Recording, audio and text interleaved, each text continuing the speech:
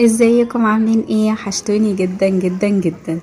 اول حاجة كل سنة وانتم طيبين وعيد سعيد عليكم بإذن الله.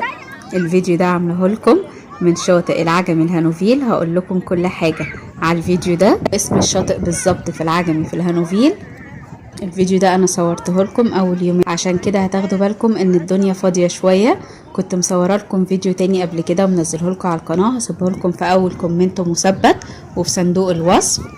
لشاطئ تاني في العجمي في الهانوفيل برضو بكل حاجة فيه بالتفصيل، لو تحبوا تروحوا تتفرجوا عليه. وان شاء الله في مفاجأة عاملاها لكم هنا على القناة في رحلة مرسى علم، وهنلف فيها كل حتة وفنادق فيها، وهصور لكم الرحلة بالتفاصيل وكل حاجة. وهنسافر مطروح وهصور لكم كل حاجة في مطروح، والرحلة كان فيها ايه من اولها لاخرها، واسم الفندق اللي هنزل فيه. لو تحبوا تكونوا معايا في الرحلة اللي انا هروحها وتشوفوا كل التفاصيل، ما تنسوش تعملوا اشتراك وتفعلوا الجرس عشان يوصل لكم اشعار لما انزل فيديو جديد، وتعملوا لايك للفيديو ده وتسيبوا لي كومنت ايه رأيكم في الفيديو. اول حاجة ده شاطئ في العجمي في الهانوفيل اسمه شاطئ الجمعية. طبعا انا كنت منزله لكم فيديو قبل كده لشاطئ في العجمي في الهانوفيل، بس كان شاطئ خاص. الشاطئ اللي انا مصوره فيه المرة دي ده شاطئ عام. ايه الفرق بين الشاطئ الخاص والعام؟ الخاص بندفع مبلغ قبل ما ندخل، بيكون المبلغ ده 15 20 25.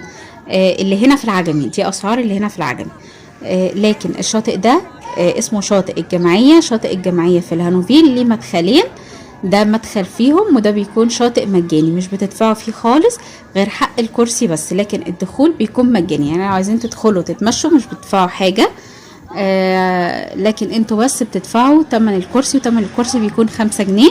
لو عايزين شمسية اوقات بتكون ب5 واوقات بتكون ب3، والترابيزة ب3 برضو ب3 جنيه.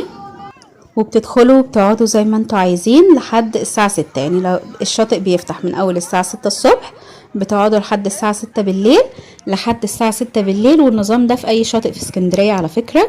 انتوا بتقعدوا لحد الساعة 6 بالليل، ومن اول 6 بالليل بيبتدي ان هو ياخد تيكت تاني، يعني بتدفعوا فلوس تاني على الكرسي.